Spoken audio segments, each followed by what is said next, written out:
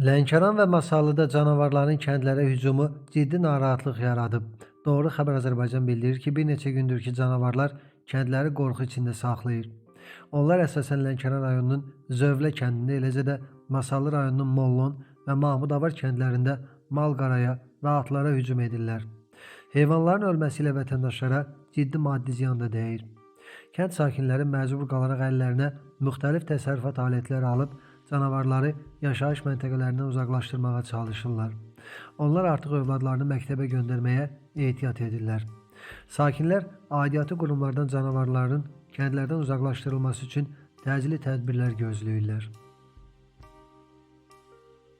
Fevralın 21-i saat 23 radələrində Bakı şəhəri Şüvəlan qəsəbəsində 1973-cü il təvəllüdlü İlqar Məmmədağa oğlu Məmmədov bıçaqlanaraq öldürülüb.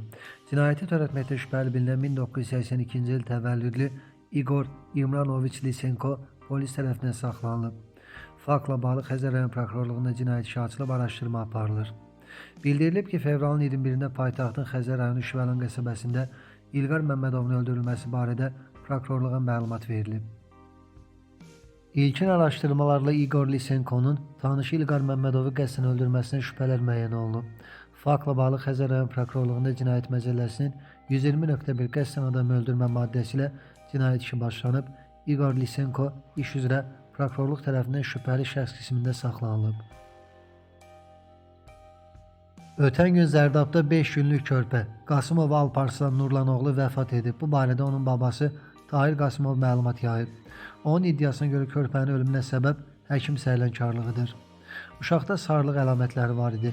Zərdab rayon mərkəzi xəstəxanasına apardıq, lakin orada ona səhv diaqnoz qoyuldu. Nəticədə səhhəti ağırlaşdı.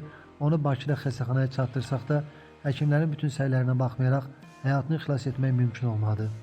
Qeyd edək ki, bu ananın ilk hamiləliyidir.